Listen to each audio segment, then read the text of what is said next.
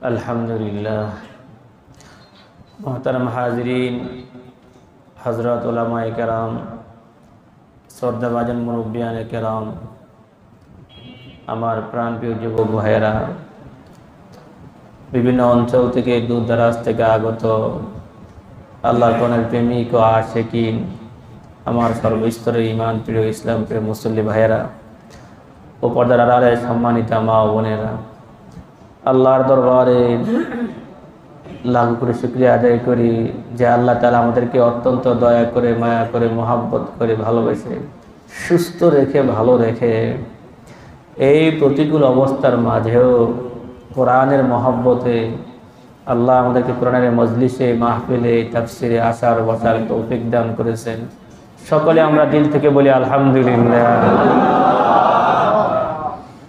মোহতারাম হাজিরিন, ধারাবাহিক তাফসিরে আমি আপনাদের সামনে সূরা বাকারা থেকে একটি আয়াত তেলাওয়াত করেছি, আয়াত নম্বর 203। গত তাফসিরে বলা হয়েছিল যে আল্লাহ রাব্বুল আলামিন হজের বিধানসমূহ বর্ণনা করার পর আল্লাহ বলেন, তোমরা আল্লাহর জিকির করো। আল্লাহর জিকির করার কথা বলেই আল্লাহ দোয়ার কথা আলোচনা করলেন। দোয়ার কথা বলতে গিয়ে দোয়ার ক্ষেত্রে লোকজন 3 প্রকার, সেটা আল্লাহ উল্লেখ করলেন। আমরা এখান থেকে একটা বিষয় স্পষ্ট বুঝতে পারলাম, যখন আল্লাহ এখানে প্রথম বলেন জিকির করো, এরপরে দোয়া করো, তাফসীরি কিতাবে উল্লেখ করা হয়েছে। এখান থেকে একটা বিষয় স্পষ্ট বোঝা গেল, আল্লাহর কাছে চাওয়ার একটা আদব আছে। দোয়া মানে চাওয়া। কার কাছে চাওয়া বলেন? আল্লাহ। আমরা যেমন যদি কারো কাছে কিছু চাই, এমনভাবে চাই যেন সে দিয়ে দেয়, তাই না ভাই? যে ফকির, যে আমার আপনার কাছে অনেক সময় চায়, কিভাবে চায়? এভাবে চায় যেন আমাদের দিলটা নরম হয়ে যায়, ঠিক না ভাই? আমরাও তো ফকির, আমরাও তো গোলাম, আমাদের মালিককে আল্লাহ। তো তার কাছেও যখন আমরা চাই, ভিক্ষা যখন চাইব, তারও একটা আদব আছে কিনা বলেন?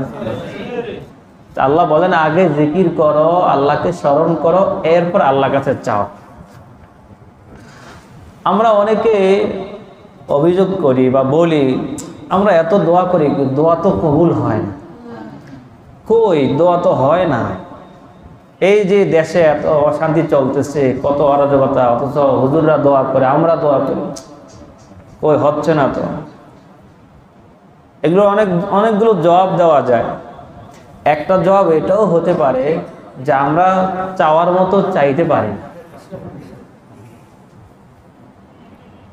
চাওয়ার মতো চাইতে পারলে অবশ্যই যেটা আমার আপনার জন্য কল্যাণকর, আল্লাহ সেটা ব্যবস্থা করে দিবেন। হাদিসের ভাষ্য অনুযায়ী দোয়া কবুল হওয়ার মানে কি? যা চেয়েছি হয়তো তাই পাবো, অথবা যা চাইছি তা পাইলাম না, আল্লাহ আমার আপনার কোনো বিপদ দূর করে দিল, হতে পারে না? অথবা যা চাইছি তাও দেয় না, বিপদ দূর করে নেয়, আল্লাহ আমার আপনার জন্য সঞ্চয় করে রেখে দিবেন পরকালে দেওয়ার জন্য। সুবহানাল্লাহ।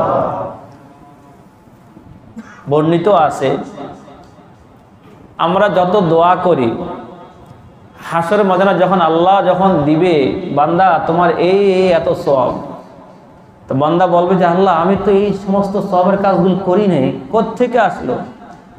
আল্লাহ বলবে যে বান্দা তুমি যে অমুক জায়গায় দোয়া করেছো, অমুক জায়গায় দোয়া করেছো, অমুক সময় দোয়া করেছো, এগুলো আমি তখন দেইনি, জমা করে রেখে দিয়েছি।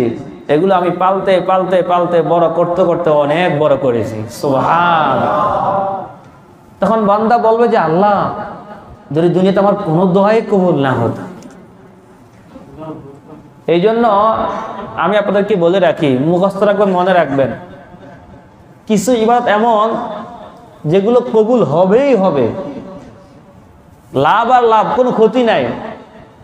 আমার আপনার নামাজ কবুল হতে পারে, নাও হতে পারে, আমার আপনার তেলাওয়াত কবুল হতে পারে, নাও হতে পারে। আমার আপনার হজ, যাকাত, অন্যান্য ভালো কাজগুলো কবুল হতে পারে, নাও হতে পারে। কিন্তু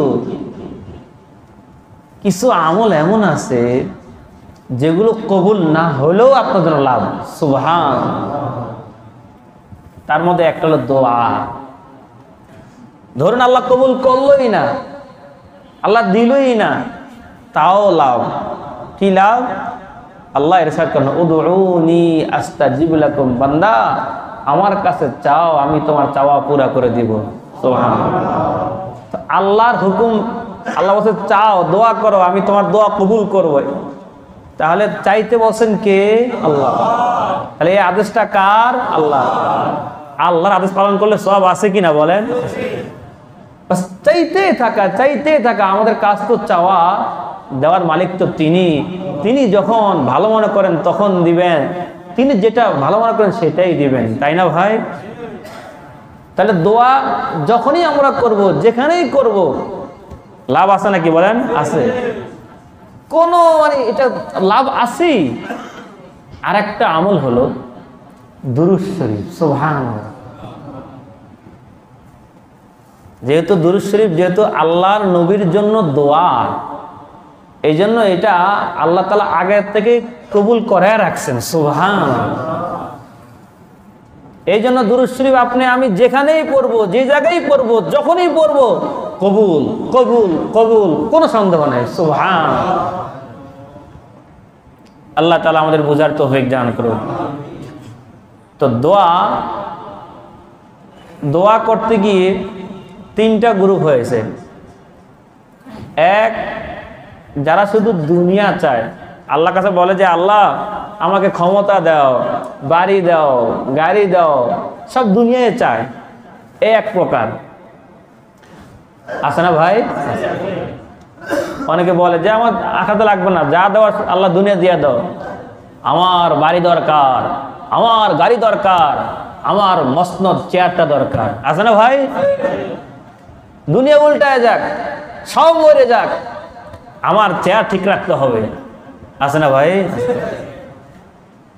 এরকম কিছু লোক আছে যারা শুধু দুনিয়া চায়, টাকা লাগবে, পয়সা লাগবে, গাড়ি লাগবে, বাড়ি লাগবে। এই এক প্রকার। এরা কাদের কাজ? এটা দুনিয়াওয়ালা কাফেরদের কাজ। কাফেরদের কাজ। কোনো মুসলমান শুধু দুনিয়া চাইতে পারে না। শুধু দুনিয়া চায় কারা?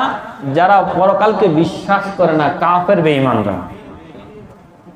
দ্বিতীয় আরেক প্রকার, যারা শুধু আখিরাত চায়, যে আল্লাহ আমাকে দুনিয়া কিছু দেওয়া লাগবে না, শুধু আখিরাত দাও, কবরে দাও, হাসরে দাও, আখিরাতে দাও, দুনিয়া দেওয়া লাগবে না।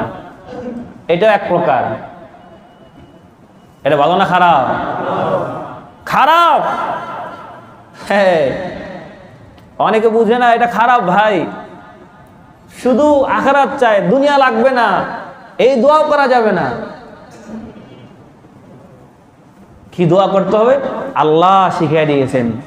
আল্লাহ বলেন, রব্বানা আতিনা ফিদ দুনিয়া হাসানা ওয়া ফিল আখিরাতি হাসানা ওয়া কিনা আযাবান নার।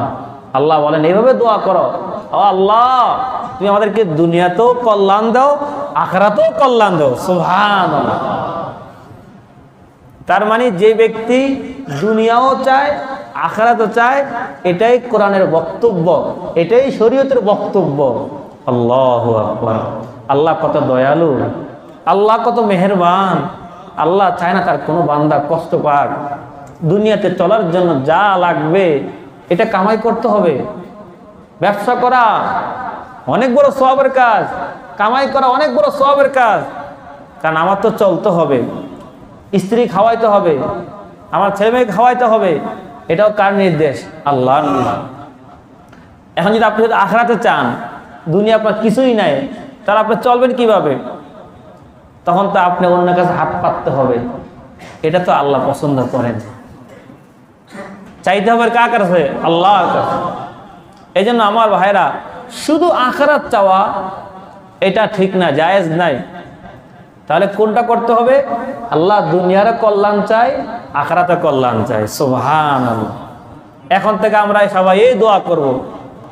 কোন জাহেল পীর মূর্খ পীর না বোঝার কারণে মানুষকে শিখায়, মুরিদকে শিখায়, না না দুনিয়া চাওয়া যাবে না, শুধু চাইতে হবে আখরাত আখরাত আখরাত। এটা কোরআন বুঝে নাই। আচ্ছা আমার ভাইরা, কোরআন সবচেয়ে ভালো বুঝেছে কে বলেন তো? মুহাম্মাদুর রাসূলুল্লাহ সাল্লাল্লাহু আলাইহি ওয়াসাল্লাম, যার উপর কোরআন নাজিল হয়েছে। আচ্ছা উনি কি ব্যবসা করেছেন কিনা বলেন? কেন করলেন? কেন করলেন? উনি শ্রমিকের কাজ করেছেন কিনা বলেন? করেছে। কেন করলেন? তাহলে উনি টাকার জন্য শ্রমিকের কাজ করেছেন, তাই না ভাই? চলতে হবে তো। এটাও আল্লাহর নির্দেশ, এটাও আল্লাহর নির্দেশ। হালাল রিজিক কামাই করা এটা অনেক বড় সওয়াবের কাজ, অনেক বড় সওয়াবের কাজ।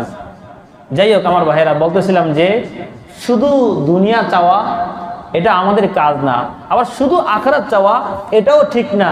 চাইতে হবে আল্লাহ দুনিয়ার কল্যাণ দাও, আখিরাতের কল্যাণ দাও। দুনিয়ার কল্যাণ কি?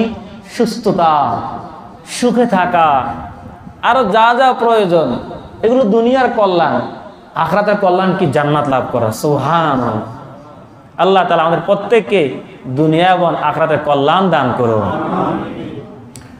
তাহলে দোয়া তিন প্রকার মানুষ পাওয়া গেল। এখন হুজুর দোয়াটা করবো কিভাবে? দোয়া করা কিছু আদব রয়েছে, যদি আল্লাহ সুযোগ দান করে ইনশাআল্লাহ পরবর্তীতে বলা হবে, শুধু আমি একটু ইঙ্গিত দিয়ে যাই। দোয়া করার কিছু আদব, যেমনটা এই আয়াত থেকে ইঙ্গিত পাওয়া যায়, আগের আয়াত থেকে ইঙ্গিত পাওয়া যায় যে আগে কিছু আমল করে তারপর আল্লাহর কাছে চাওয়া। ধরে হাত তোলা এটা সুন্দর না। সুন্দর কি? আগে কিছু আমল করা। ধরুন আপনি কোরআন তেলাওয়াত করলেন, এরপর আল্লাহর কাছে চান। নামাজ পড়লেন, এরপর আল্লাহর কাছে চান। মানে কিছু একটা আমল করে আল্লাহর কাছে চাইতে হবে। এটা আমরা এখান থেকে শিক্ষা পেলাম, এবং এটা দোয়ারও আদব। আমরা করবো তো ইনশাআল্লাহ। আল্লাহ বলেন, ইয়া আইয়ুহাল্লাযীনা আমানুস্তাঈনু বিস-সাবরি ওয়াস-সালাহ। আল্লাহ বলেন, বান্দা আল্লাহর কাছে সাহায্য চাও নামাজের মাধ্যমে, সবরের মাধ্যমে। আগে নামাজ পড়ো, এরপর সাহায্য প্রার্থনা করো। সুবহানাল্লাহ। আবু দাউদ শরীফে হাদিসে বর্ণিত আছে, কানা নবী সাল্লাল্লাহু আলাইহি ওয়াসাল্লাম ইযা হাযাবাহু আমরুন সাল্লা। রাসূল যখন কোনো সমস্যায় পড়তেন, পেরেশানিতে পড়তেন, আগে 2 রাকাত নামাজ পড়তেন, এরপর আল্লাহর কাছে হাত পাততেন। তো আমরা বুঝতে পারলাম যখনই কোনো সমস্যা হবে, যখন আমাদের দোয়া করতে হবে, অন্তত আগে কোনো একটা আমল করে নেওয়া। যেমন নামাজ হতে পারে, এই যে কোরআন তেলাওয়াত হতে পারে। আমরা যেমন তাফসীর করি, তাফসীর শুনি, এটা আমল কিনা বলেন? আমল। আমরা এরপর আল্লাহর কাছে হাত তুলি, আল্লাহর কাছে চাই। তাহলে একটা আমল করার পর আল্লাহর কাছে চাওয়া দোয়ার একটা আদব। আরেকটা আদব যেটা জরুরি, দুরূদ শরীফ পড়া। দুরূদ শরীফ পড়ে দোয়া করা। দোয়ার আগেও দুরূদ শরীফ, দোয়ার পরেও দুরূদ শরীফ। কেন আপনি দুরূদ শরীফ পড়বেন? হাদিসে বর্ণিত আছে, আদ-দুআউ মাওকুফুন বাইনাস সামাই ওয়াল আরদি লা ইয়াসউদু মিনহা শাইউন হাত্তা তুসাল্লি আলা নবী। যে বান্দা যখন দোয়া করে, এই দোয়াটা আসমানের দিকে উঠে না, ঝুলে থাকে। যতক্ষণ না ওই দোয়ার আগে পরে দুরূদ শরীফ না হবে, ওই দোয়া আল্লাহর কাছে পৌঁছে না। সুবহানাল্লাহ। তার মানে দোয়া কবুল হওয়ার জন্য একটা আদব হলো, আমরা যে দোয়া করব, দোয়ার আগেও দুরূদ শরীফ, দোয়া শেষ করে কি আমরা কি পড়বো? দুরূদ শরীফ পড়বো। কেন? দুরূদ শরীফ কবুল। যদি শুরুটাও কবুল হয়, যদি শেষটাও কবুল হয়, তো মাঝখানে আমি আপনি আল্লাহর কাছে যা চাইবো ওটা কি আল্লাহ কবুল করবেন না? করবেন। এই জন্য দোয়ার আগেও দুরূদ শরীফ, দোয়ার পরেও দুরূদ শরীফ। এখন দুরূদ শরীফ অনেকভাবে পড়া যায়, যেমন আমরা অনেকভাবে পড়ি ওয়াসসালাতু ওয়াসসালামু আলা রাসূলিল কারীম, এটাও দুরূদ শরীফ। আপনি যেভাবে পড়তে পারেন। অতএব আমরা আজকে পেয়ে গেলাম, যখন আমরা দোয়া করব দুরূদ শরীফ পড়বো ইনশাআল্লাহ, এবং দোয়া শেষ করে আমরা দুরূদ শরীফ পড়বো ইনশাআল্লাহ। ভাই দুরূদ শরীফ পড়া অভ্যাস করেন, খুব অভ্যাস করেন। হাদিসে বর্ণিত আছে, কিয়ামতের দিন রাসূল বলেন, ওই ব্যক্তি আমার সবচেয়ে নিকটবর্তী হবে যে বেশি বেশি দুরূদ শরীফ পড়ে। সুবহানাল্লাহ। আপনি যত বেশি দুরূদ শরীফ পড়বেন তত বেশি আপনার অন্তরে রাসূলের মহব্বত তৈরি হবে। সুবহানাল্লাহ। এত মহব্বত তৈরি হবে, এক সময় আপনি আল্লাহর নবীকে স্বপ্নে দেখতে পাইবেন ইনশাআল্লাহ। অনেক ঘটনা আছে, অনেক আল্লাহওয়ালারা দুরূদ শরীফ পড়তে পড়তে পড়তে পড়তে আল্লাহর নবীকে স্বপ্নে দেখে ফেলে। সুবহানাল্লাহ। আমরা দেখতে চাই কি চাই না? অবশ্যই চাই। তাহলে আমরাও ইনশাআল্লাহ নিয়ত করি অনেক অনেক দুরূদ শরীফ পড়বো তো ইনশাআল্লাহ। তাহলে কোনো একটা আমল পড়তে হবে, 2 নম্বর দুরূদ শরীফ পড়তে হবে।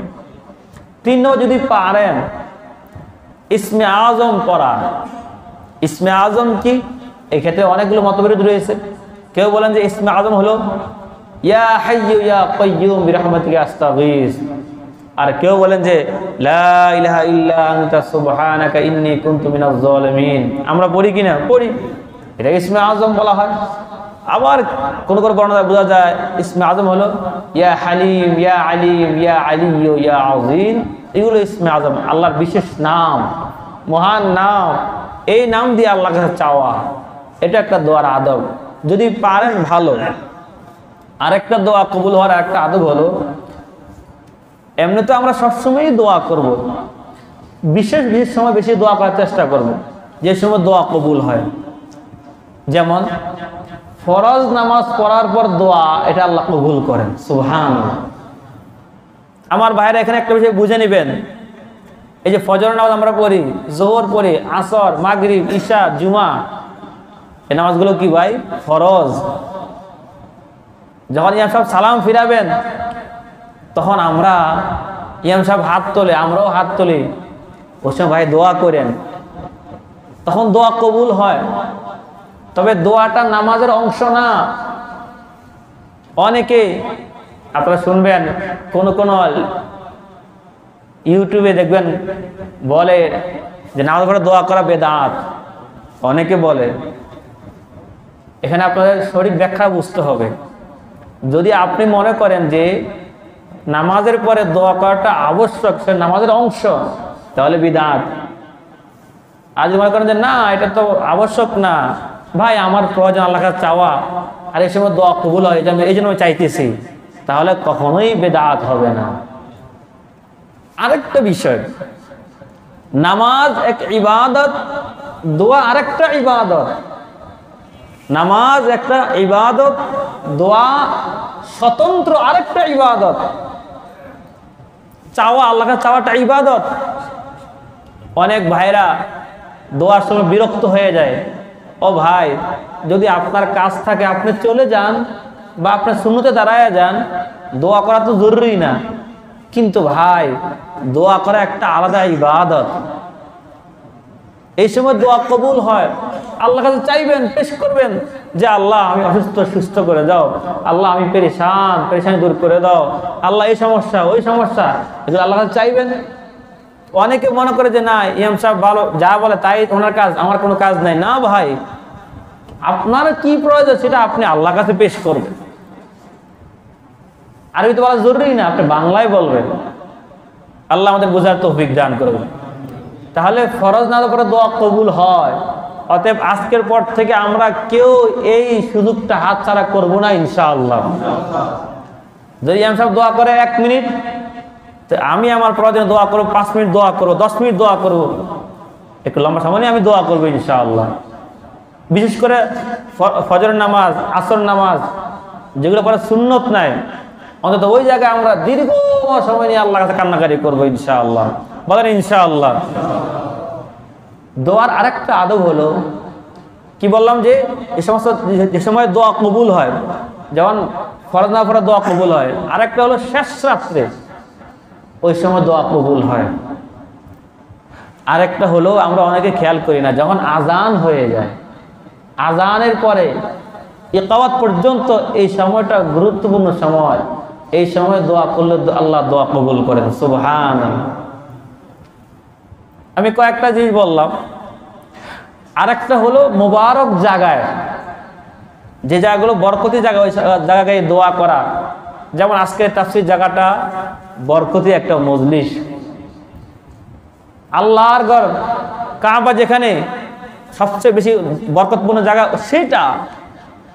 এরপরে বিভিন্ন মসজিদগুলো, বিভিন্ন আল্লাহ আলাদা খানকাগুলো, মাদ্রাসা যেখানে হাদিস পড়ানো হয়, যেখানে তাফসীর পড়ানো হয়, ওই জায়গাগুলো বরকতি জায়গা। যে জায়গাগুলো বরকতি জায়গা ওই জায়গায় দোয়া করা, দোয়ার একটা আদব যদি সম্ভব হয়। আল্লাহ তাআলা আমাদেরকে বুঝার তৌফিক দান করুন। তাহলে আমরা পেয়ে গেলাম দোয়া করার জন্য কয়েকটি আদব। 1 নম্বর কোনো আমল করে নেওয়া, 2 নম্বর দুরূদ শরীফ পড়া, 3 নম্বর ইসমে আজম ব্যবহার করা, 4 নম্বর যে সমস্ত সময় দোয়া কবুল হয় সেটা ব্যবহার করা, 5 নম্বর যে জায়গায় দোয়া কবুল হয় ওই জায়গায় ব্যবহার করা। আরেকটা বলা হয় যে দোয়ার আগে ইস্তেগফার করা, আল্লাহর কাছে ক্ষমা চাওয়া। আমি যে আল্লাহর কাছে চাইবো, আগে আল্লাহর কাছে ক্ষমা চান।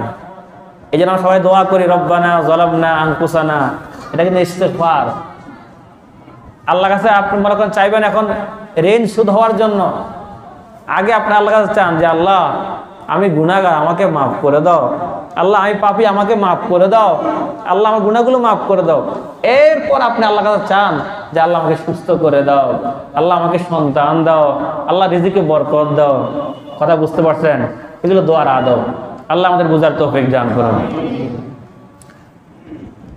এরপর আল্লাহ তাআলা বলেন, যে আয়াত আমি তেলাওয়াত করলাম, আল্লাহ বলেন ওয়াজকুরুল্লাহ ফি আইয়ামিন মা'দুদাত। হজের ক্ষেত্রে ইসলামের পূর্বে যারা নাকি ঈমান আনতো না, আগে তো তারাও হজ করত ইসলামের পূর্বে। আইয়ামে জাহাজের লোকরা তখন তারা এই কাজগুলো করত। হজে গিয়ে হজের কাজ করার পর যখন মিনায় অবস্থান করে, আমরা জানি 11, 12, 13 জিলহজ মাসের 11, 12, 13 পর্যন্ত মিনায় অবস্থান করতে হয়। যদি কেউ 2 দিন অবস্থান করে চলে যায়, কঙ্কর নিক্ষেপ করে, সেটাও জায়েজ আছে, সুযোগ আছে। কিন্তু উত্তম কি 13 তারিখ যাওয়াটা উত্তম।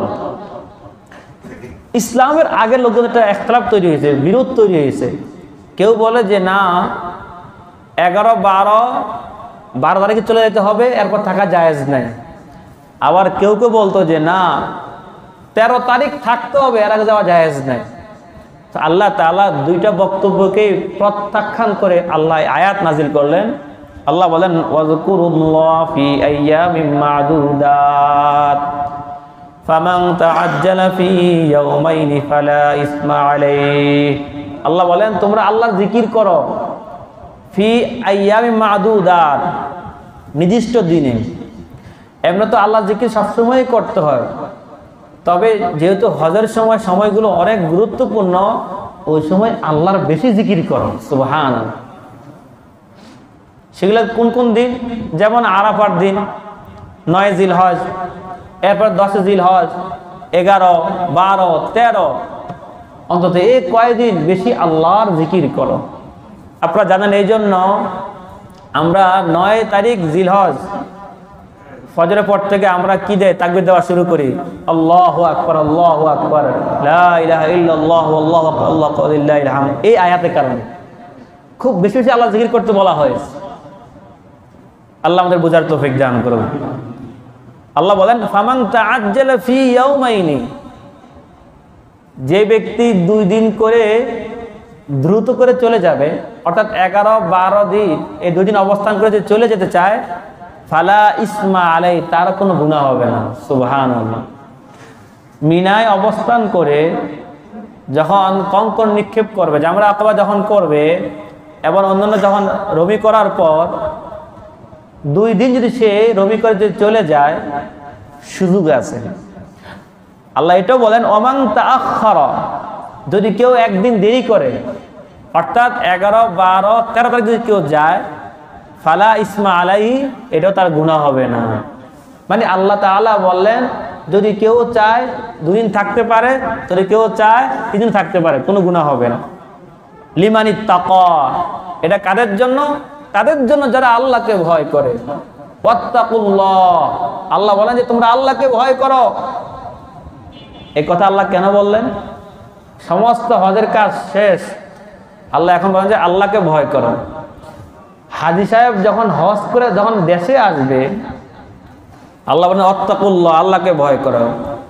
কথাটা এই জন্য বললো যে হজ থেকে আসার পর তোমার হজ কবুল হয়েছে কি হয়েছে না, এর একটা বোঝার আলামত আছে। তুমি আল্লাহকে ভয় করো মানে কোনো গুনাহ কাজ করো না। তুমি হজের আগে যত গুনাহ করেছো ঠিক আছে, তুমি হজে গিয়ে সব মাফ করে সাফ করে আসছো, এখন তো কার কোনো গুনাহ করো না। কেন?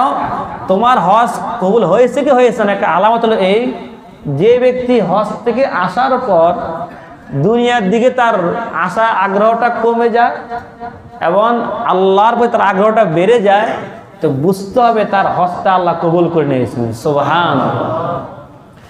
হজ থেকে আসার পর যদি তার আমল বেড়ে যায়, গুনার কাজ কমে যায়, তো বুঝতে হবে তার কি হজটা আল্লাহ কবুল করেছেন। সুবহানাল্লাহ। এক আল্লাহওয়ালা হজ করার পর যখন দেশে আসলেন, তিনি একটা গুনাহ কাজ করতে শুরু করবেন, এমন মুহূর্তে গায়েব থেকে আওয়াজ আসলো, আমা হাজাস্তা, এ বান্দা তুমি কি হজ করো নাই? সুবহানাল্লাহ বললেন না আপনারা? ওই বুজুর্গ ভয় পেয়ে গেল, ঠিক তো আমি তো হজ করে আসলাম, তাহলে আমি এখন এই বড় ধরনের গুনাহ করি কিভাবে?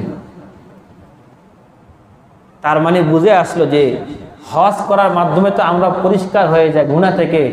হজ করার পর যখন আমরা দেশে চলে আসবো, আল্লাহর ওয়াত্তাকুল্লাহ, আল্লাহকে ভয় করো এখন থেকে বেশি করে, কোনো গুনার কাজ করা যাবে। আমার আপনার যে হজ উমরা কবুল হওয়ার আরেকটা আলামত হলো, যদি আপনি হজ করার পর আবার যেতে মন চায়, উমরা করার পর যদি আবার যেতে মন চায়, আল্লাহ বলেন যে বোঝা গেল তার আগের হজ উমরাটা আল্লাহ কবুল করে নিয়েছে। সুবহানাল্লাহ। কেননা একটা নামাজ পড়ার পর যদি আরেক নামাজ পড়ার আপনার সুযোগ হয়, বুঝতে হবে আপনার আগের নামাজটা আল্লাহ কবুল করে নিয়েছেন। সুবহানাল্লাহ।